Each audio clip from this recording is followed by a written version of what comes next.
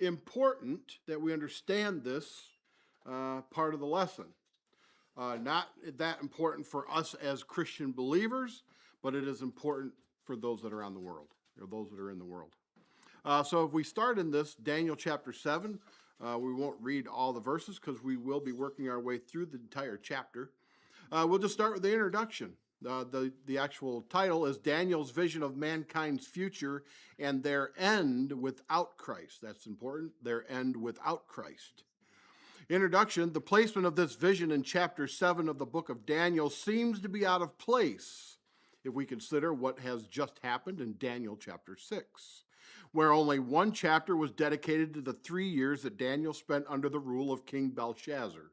Remember last week we went over the handwriting that was on the wall, but Belshazzar, the king of Babylon at that point, was in rule or in reign for 3 years. At the end of that third year was when the handwriting came upon the wall, and that same night, we remember, Belshazzar was killed and taken over by the Medes and the Persians, in which Darius then promoted Daniel to be head in that kingdom. So we have Daniel spending 3 years under King Belshazzar, and yet this chapter opens with Daniel writing an event that took place in the first year of Belshazzar when he became king. Let's look at Daniel chapter 7, verse 1, and we'll see what I mean here. In the first year of Belshazzar, king of Babylon, Daniel had a dream and visions of his head upon his bed. Then he wrote the dream and told the sum of the matter. So as we look at that, we're thinking, well, Belshazzar, he's not even in reign anymore. But yet here we have this dream, this vision that took place in the first year of the King Belshazzar. So it seems out of place as we look at that. But here's the reason. Back on our sheet, and Daniel chapter 7, verse 1, the reason is this. This chapter 7 is midpoint of the book of Daniel. It acts as a bridge between chapters 1 through 6, which are historical.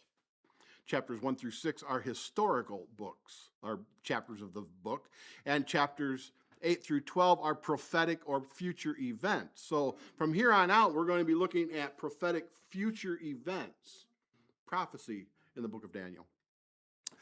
Here in chapter 7, it is a mirror that reflects the outcome of 4 earthly kingdoms of Nebuchadnezzar's dream that ends with a weakened 10 seemingly dominant yet unstable powers before the stone that is cut without hands destroys the statue of chapter 2. The vision of chapter 2 shows human kingdoms from the perspective of earthly, worldly, sinful powers. You remember Nebuchadnezzar's dream. It was a colossal ornate statue made of various types of material and is yet fragile. Here in chapter 7, Daniel's vision reveals the same earthly empires, but from heaven's perspective. Together, they are beastly, destructive, and chaotic. So that's how God sees things. As we are here on earth, we see things as they are and as we understand them. Powerful, ornate, of value, of not value. We see good, we see evil. But when God looks down from heaven and sees the same things we do, he sees the best of man. It is beastly, it is destructive, it is chaotic, because let's face it, the prince of this world is Satan. And those who are not with Christ are against Christ, and those who do not follow Christ are following Satan.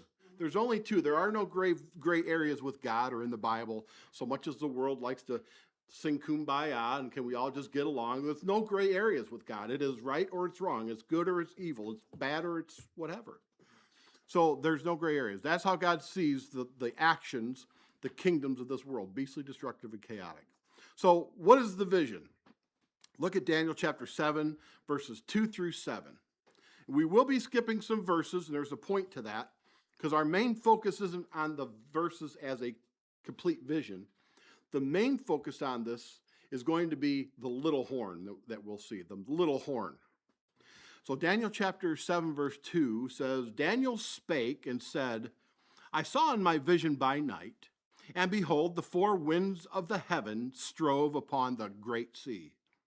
And 4 great beasts came up from the sea, diverse one from another.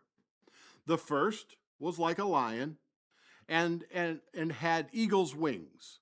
I beheld till the wings thereof were plucked, and it was lifted up from the earth and made stand upon the feet as a man, and a man's heart was given to it. And behold, another beast, a second, like to a bear, and it raised up itself on the one side, and it had 3 ribs in its mouth of it, between the teeth of it. And they said thus unto it, Arise, devour much flesh. And this I beheld, and lo, another, like a leopard, which had upon the back of its 4 wings of a fowl. And the beast had also 4 heads, and dominion was given to it. After this I saw in the night visions, and behold, a 4th beast, dreadful and terrible and strong exceedingly. And it had great iron teeth. It devoured and brake in pieces, and stamped the residue of the feet of it, and it was diverse from all the beasts that were before it, and it had 10 horns. So if you remember back on our sheet, we'll refer to our printout here, the sheet, the statue on the one side. This is Nebuchadnezzar's vision of Daniel chapter 2. Over here is now the vision of Daniel chapter 7, and how they coincide with one another. The first, we remember, was the earthly vision. The second is now heavenly vision, how God sees these kingdoms. And he represented by beast with different attributes. And we see and we know that the lion with the eagle's wings was the head. That was King Nebuchadnezzar. That was Babylon. And that's why it says that in verse 4, it was made to stand upon his feet as a man, and a man's heart was given to it. Remember, as King Nebuchadnezzar, he was walking on his palace wall, and he said, look at all that my hand hath made for my kingdom. He was lifted up in pride, and remember, he became a beast, where he was cast out of the kingdom, made to eat grass as ox. His hair grew long like eagle's feathers, his hands and his fingernails like eagle's talons, and so forth. He became a beast. But then afterwards, he realized his wrong. He accepted the king of God as being king over earth, king over heaven, to be king over all the earth and all of man. And he became upright again. He became in his own mind, and all this went away, and the kingdom was established back to him. So he was given a man's heart, soft, tender, the way it should have been to begin with. The second beast is where we are at in Daniel's lifetime. That was the chest and the arms of silver, and it was the bear raised up on one side with 3 ribs. We remembered that it was the Medes and the Persians that came in Daniel chapter 6, took out Belshazzar and all of Babylon, destroyed them. The 3 ribs, remember, one was Darius, one was Cyrus, thank you, and the last one is Artaxerxes. Very good, thank you. Artaxerxes. So those are the 3 ribs that were in the bear's mouth. Now the next 2 on our sheet, Daniel won't see these, because these are several hundred years down the road, and almost 600 years on down the road, and the one reigns all the way until almost 500 AD. That's Rome. The third one there is Greece. Greece will come, and he'll take out the Medes and the Persians right before, and we'll learn a little bit about this time period in this event of this vision. And then the last one will be Rome. Rome, at the time of Christ coming, he is the last horrible beast, dreadful, that has a beast with iron teeth and 10 horns. And we'll see what that represents. So the detail, back on our sheet, we detailed this vision alongside of the vision in chapter 2. We can see the side-by-side comparison of the chart of the statue and the beast that we just went over. But the focal point of this lesson will be on the little horn. The little horn that Daniel saw in verse number 7 and 8. He says, after this I saw in the night visions, and behold, a 4th beast, dreadful and terrible, and exceedingly strong, and it had great iron teeth that devoured and brake in pieces and stamped the residue of the feet of it with the feet of it, and it was diverse from all the beasts that were before it, and it had 10 horns.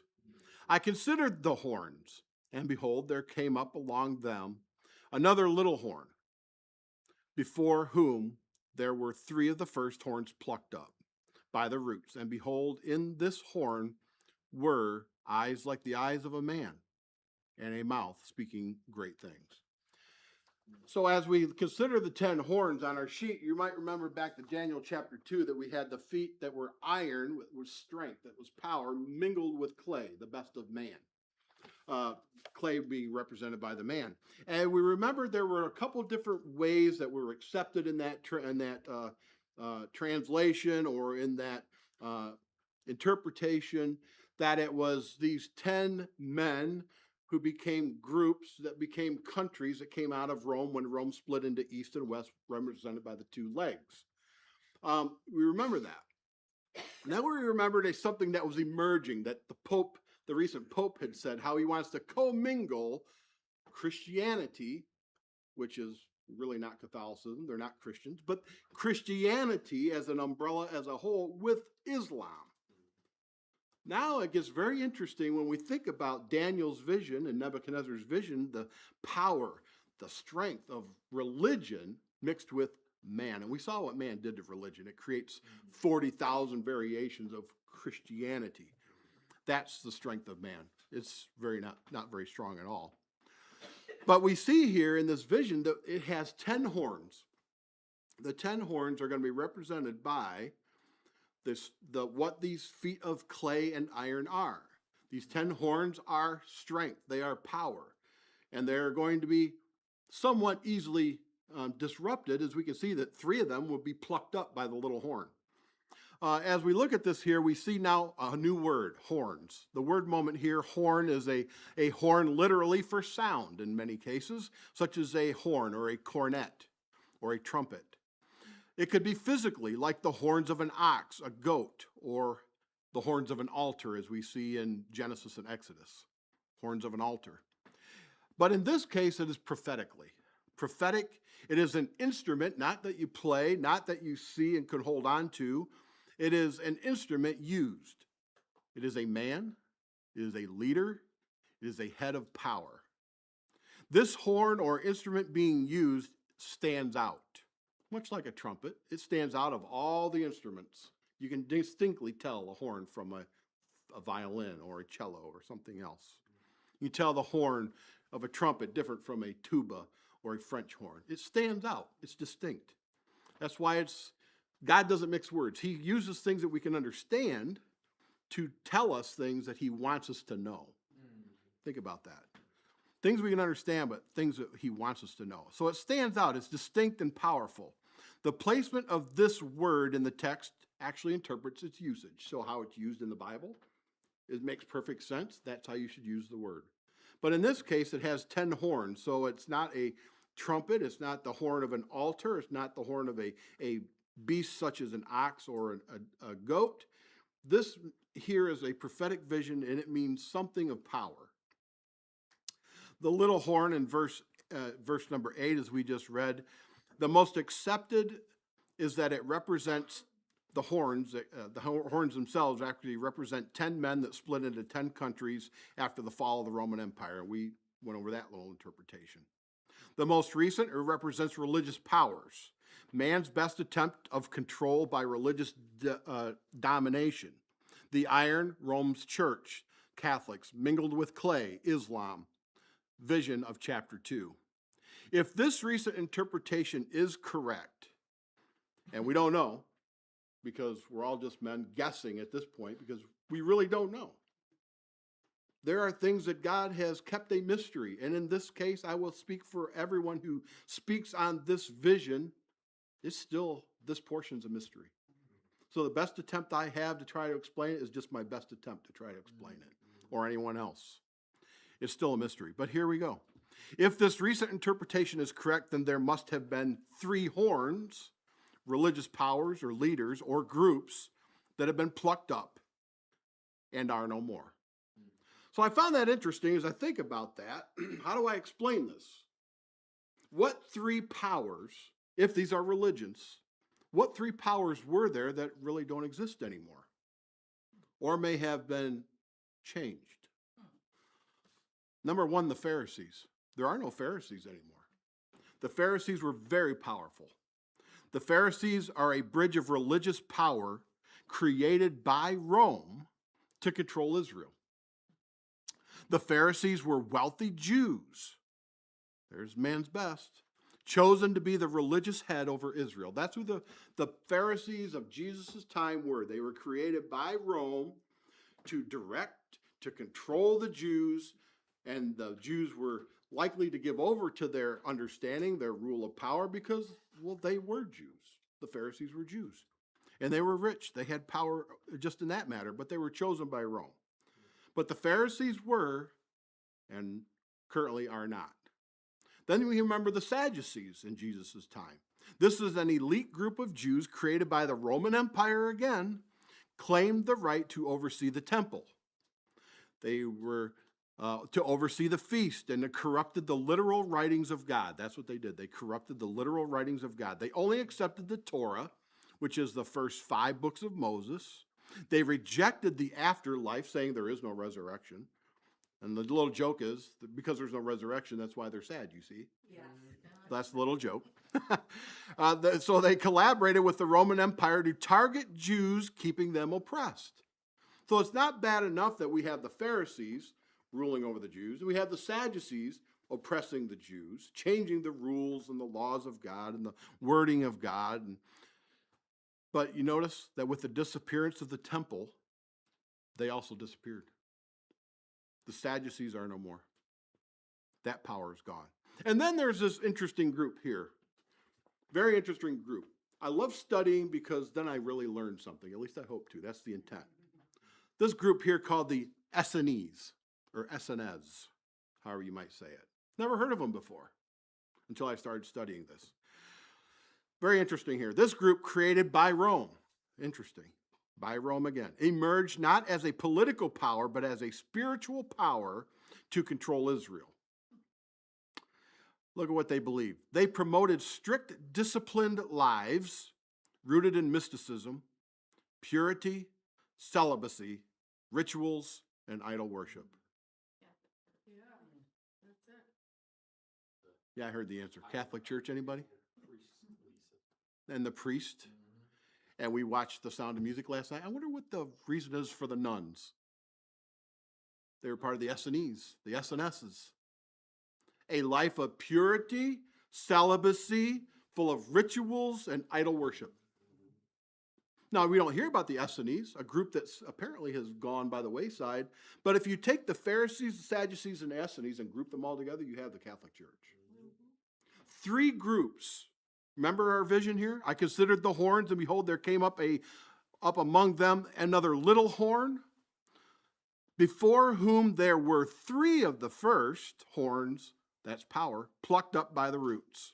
And behold, in this horn were eyes like the eyes of man, and a mouth speaking great things.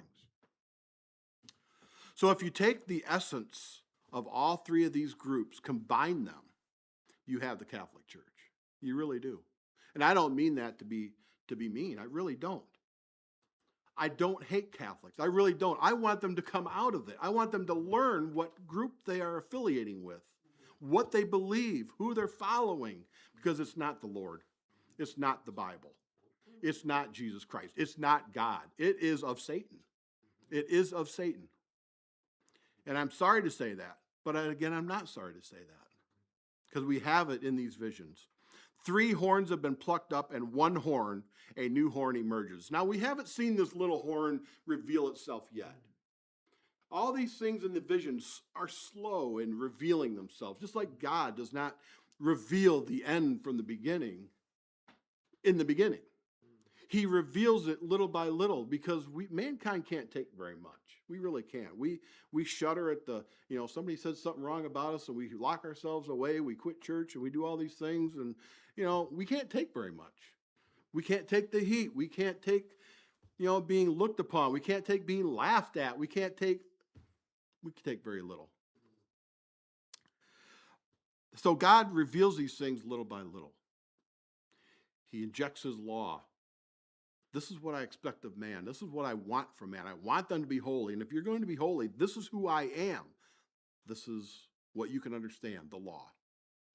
And then he injects judgment, little by little. If you're going to break the law, you're going to be judged. So that when we get to the point where Jesus Christ comes on the scene, we understand sin and we understand salvation. And without Christ, you're still in your sin and you have no salvation. There is no eternal life. Interjection by little. And so as we reveal the little horn little by little, I want you to understand that Satan is the great imitator. Everything that God does, Satan copies. Everything. If God institutes a religion or a belief system, I won't call Christianity a religion, is a belief, it's more of a relationship, the devil creates them also. If God has a man, namely Christ Jesus, be your salvation, be your high priest, Satan creates a man in the place of Christ, a false religion, a false preacher.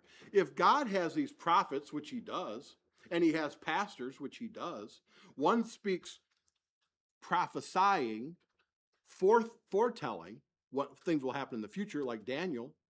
And then he has pastors and preachers and teachers prophesying in the sense of foretelling, telling you about the Bible, telling you to get saved, telling you the things of God. Satan has that also. These are why we have the Kenneth Copelands, we have the Creflo Dollars, why we have the Joyce Meyers, why we have all these different people. Who? Benny Hinn, yeah. All the great preachers that are making tons of money because Satan is ruling them. God has his men of God, and Satan has his men of Satan, if you want to call them that. Little by little, things are getting revealed. And choices have to be made. Choices have to be made. When we look at this little horn, there are three views of the little horn. The first and foremost is truthful and honest and right, no matter who preaches it. The little horn is the Antichrist. The Antichrist meaning not Christ-like and against God. Not Christ-like and against God. The fourth beast is the Roman Empire. That's who it is. We've learned the recent accepted 10 horns represent religious powers, especially the Catholic Church and Islam, which both are religious and political powers. The little horn yet to emerge is a yet future world religious political power. How do we know that? Because we can see that in the past, we have these religious political powers that were all created by Rome. Then we have the Muslims created by Satan. We have all this happening, and it is a world religious political power. That's what they both are. They will eventually rise to power. The little horn will rise to power.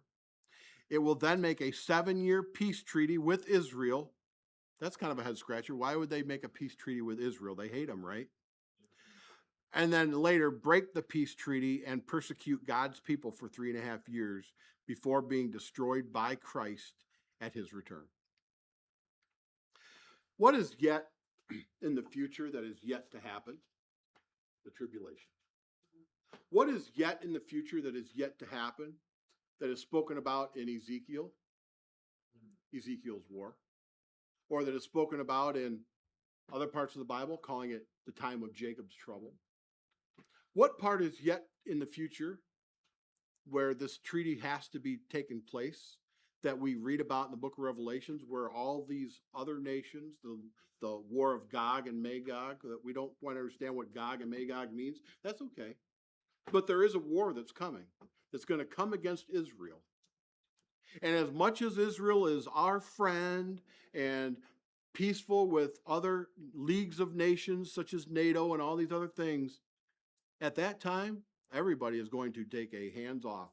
This is your war, Israel. We're not backing you. You got into this, we're not backing you. And Israel will stand alone. That's what the Bible tells us. Israel will stand on its own. And everyone will be watching, CNN and the world news and all these things, everyone will be watching as 10 nations, Muslim mostly, will come against Israel, firing everything they've got, all their weapons of mass destruction, with every bit of army they have, every piece of hardware they've got coming at Israel. And the Bible tells us that God will protect them. All those nations will be flattened. Now, what will be left of the power of those nations once they're flattened? Nothing, right? I would think that if I'm the head of all that, maybe it'd be a good idea to make a treaty with Israel. Okay, Israel, we'll give you peace. We'll let you have what you want. We'll back off. We won't say anything in a sense of we're powerless now, so please don't consume us with your army that's left. I want to make a treaty with you. And in that is going to be a big bargain. That is who the little horn is.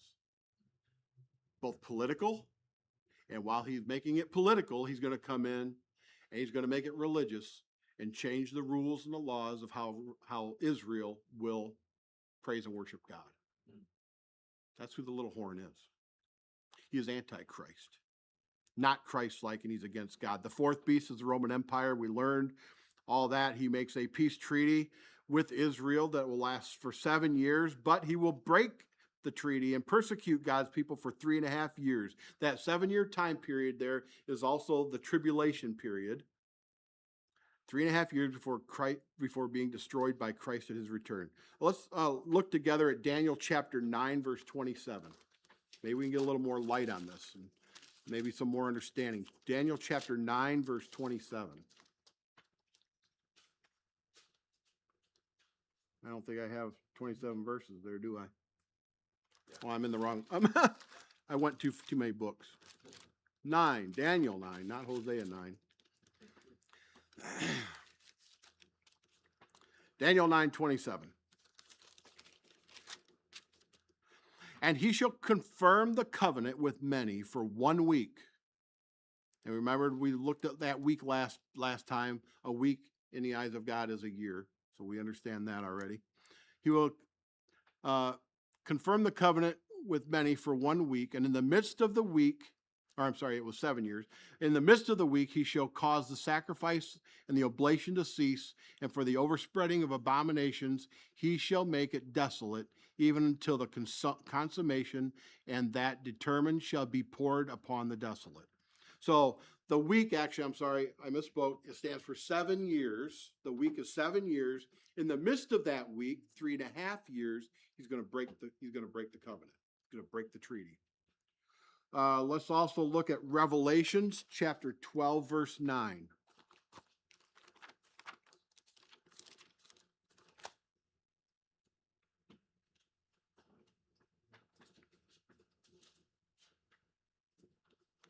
Verse 9. And the great dragon was cast out, that old serpent called the devil and Satan, which deceiveth the whole world. He was cast out into the earth, and his angels were cast out with him. And I heard a loud voice saying in heaven, verse 10, Now is come salvation and strength in the kingdom of our God and the power of his Christ, for the accuser of our brethren is cast down, which caused them before our God day, or accuse them before our God day and night. Revelations 13, 1 through 9. And I stood upon the sand of the sea and saw a beast rise up out of the sea, having 7 heads and 10 horns, and upon his horns 10 crowns, and upon his heads the names of blasphemy. And the beast which I saw was like unto a leopard, and his feet were as the feet of a bear, and his mouth as the mouth of a lion. And the dragon, being Satan, gave him power and his seat and great authority. And I saw one of his heads as it was wounded to death, and his deadly wound was healed. And all the world wondered after the beast. And they worshipped the dragon, which gave power unto the beast. And they worshipped the beast, saying, Who is like unto the beast? Who is able to make war with him? Nobody, if there's a peace treaty. And there was given unto him a mouth speaking great things and blasphemies, and power was given unto him to continue 42 months. How long is that? 42 months. 3.5 years. 3.5 years. I didn't want you to work your brains too hard. I saw everybody going, whoa, 42. It's 3.5 years. I'll give you to help you out there. 3.5 years. So this power, this little horn, it probably is not likely, it's not. It's not Satan in the flesh. It is It is God, it is Satan's man that replaces Christ, if that makes sense. God, who is the Father, comes to earth in the form of man. Satan, who's spiritual, empowers this man, a physical man, with the power of Satan. Trying to simplify it here. So we have that's the first main understanding of the Antichrist. Then we have an overlaying deception of Antichrist, meaning I'm going to not reveal it all the way. I'm going to overlay some things so it's hard to see and understand. Next is an overlaying deception of Antichrist, the Catholic Church and the papacy. I know I'm picking on you, but please listen. The fourth beast transitions from the pagan Roman Empire into the Catholic Church, making it a religious political power. Hey, that much is true. We know that. We know that's true. The history tells us that. In this, though, the church changes divine biblical laws, and we've seen that happen, influences governing laws of the land, and we've seen that happen, oppresses people, even its own, we've definitely seen that happen, its own followers, through deception, and persecutes believers through the Middle Ages and even beyond. And that's what Pastor's going through in the book of Revelations. The Catholic Church is persecuting in the Middle Ages and beyond, meaning at the time everything was written in Latin. The Pope and the church doesn't want anybody to understand the Bible. You only understand the man standing behind the desk. And everyone who tried to, from Tyndale on, was persecuted. If you were caught with literal pages of the Bible in your hand, you were put to death. Yeah, especially when it was in the language of the common man. Yes, and especially in the language of the common man, absolutely. So we've seen that. So it's an overlaying deception that the Antichrist is trying to say, hey, we're religious. Don't you understand? We're just all trying to get along here. We're all serving the same God. Don't fall for it. You're not serving the same God. I've had countless conversations with Muslims, and they've said that. We're serving the same God. I said, no, we're not. Oh, yeah, we are. Well, you just call him by a different name. I said, no. My God had a son, and his name is Jesus Christ. Right. You don't believe in God having a son whose name is Jesus Christ. You believe in Jesus Christ a little, but he's just a man. He was a good man. He was a prophet. He did die on a cross. You actually know that. He died on a cross. But then you got this weird, God deceived everybody when the darkness fell. God took Christ off the cross, replaced him with another. You got this weird, strange thing going on that you believe. It's very weird. And I tell them it's weird. So it's an overlay. It's deception. The Catholic Church and the Muslims are all deceiving. Some Christian churches under that name, Christianity, they're all deceiving. The music's deceiving, the preaching's deceiving, the different Bible variations are deceiving. They're all Antichrist. It also, the third part here, the likeness of the coming of true Antichrist was seen in a man called Antiochus Epiphanes. That's his name, Antiochus Epiphanes. He was a Syrian, and we know in the Bible calls the Antichrist a Syrian. We know that. So Antiochus Epiphanes was a Syrian, and something that he fulfilled this portion of the prophecy. He stemmed from the Seleucid, I think that's how you say it, Seleucid Empire. He rose to power after the split of the Greek Empire, which is our third beast on our sheet. He came from that, which is why there's 4 heads. He's one of the generals that came out of the Greeks. And when he did, he's the third beast of the Roman Empire, came to power. Antiochus desecrated the Jewish temple in 167 BC by building an altar to Zeus over the brazen altar of the temple and sacrificed a pig in the Jews' temple while severely persecuting the Jews. The Bible talks about the abomination of desolations. And Antiochus Epiphanes actually sat on the throne and proclaimed himself to be God at that point.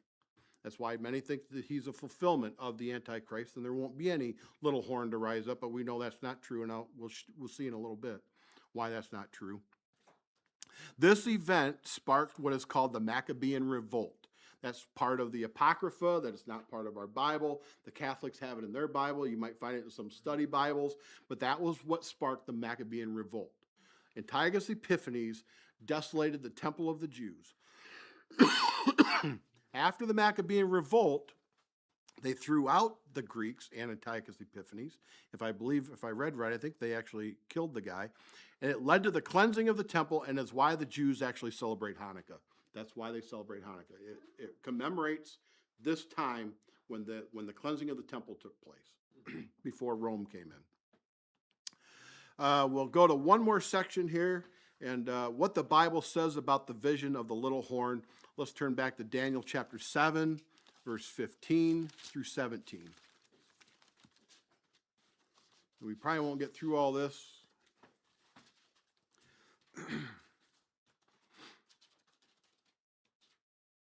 Daniel chapter 7, verse 17 through 15.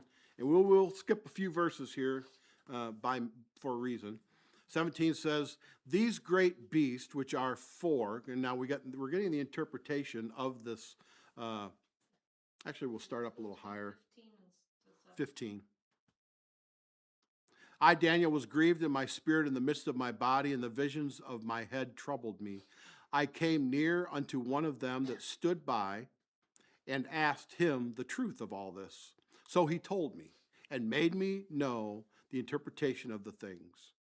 These great beasts, which are four kings which shall arise out of the earth. But the saints of the midst of the Most High shall take the kingdom, and possess the kingdom forever and ever and ever." So here in this short, brief little explanation that an angel of God tells Daniel, the four beasts that you saw, they're four kings. They're going to rise out of the earth. They're going to subdue areas and kingdoms and the area for a while. But in the end, the saints of God shall rule forever and ever and ever. Okay, well, that's pretty good. Daniel, I think, can understand that. We can understand that. And we know from the Bible what it says later on. Continue on with Daniel chapter 7, 19 through 20. "Then I would know the truth of the four beasts." Oh, we're going to get a little more explanation. "Which was diverse. The fourth beast was diverse from all the others, exceeding dreadful, whose teeth were of iron, and his nails of brass, which devoured, brake in pieces, and stamped the residue with his feet. And of the 10 horns that were in his head, and of the other which came up, and before whom 3 fell, even of that horn that had eyes and a mouth, that spake very great things, whose look was more stout than his fellows. The kingdoms of the world will come and go.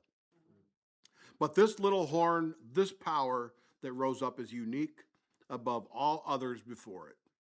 Certain events will begin to reveal who this man is. During its initial rise, 3 powers were plucked up. And I explained who those 3 possible powers were: the Pharisees, Sadducees, and the Essenes. They were plucked up. And 7 remain until the end, when this man reveals himself. This horn had eyes and a mouth that spake very great things, whose look was more stout than his fellows, we just read in Daniel 7:20. For this reason, many have attempted to put a name as who this figure is. One year it was Adolf Hitler of Germany. Then it was Mikhail Gorbachev of Russia. Then it was Tony Blair, Prime Minister of England. Recently, Barack Obama, and now all of a sudden it's Donald Trump. But here's the surprising thing. Surprisingly, Donald Trump happens to own a building in Manhattan with a former address of 666 Fifth Avenue, the number of the beast. But that's what man does. See, he looks at the little things on the earth that he can understand, and he tries to make it fit to the Bible, but it's not going to be that easy. It had a former address of 666. Donald Trump bought the building. It now has an address of 660. He wanted to do away with that. The devil's not going to do away with it. He's going to keep going forward. He's not going to, he's going to try to overlay some things so you can't see through it. But the devil, it's not Donald Trump. In fact, it's not going to be an American. Right. It's either going to be a Jew, Assyrian descent, or it's going to be a Syrian over in the Middle East. He's not coming from here. But all of this suspicion is because of the description given in verse number 20. It will be a man. It will be a man. He will be more different than anybody you've ever seen. He will have a mouth that speaks very great things, whose look was more stout than his fellows. But I can't tell you enough how when Adolf Hitler spoke, I mean, he was fierce. He was the fervent one. I mean, he stood out above everybody. But he didn't last. We're all still here. And then Mikhail Gorbachev built the wall, and boy, he stood out above everyone until Ronald Reagan says, Mr. Gorbachev, tear down that wall, and he did.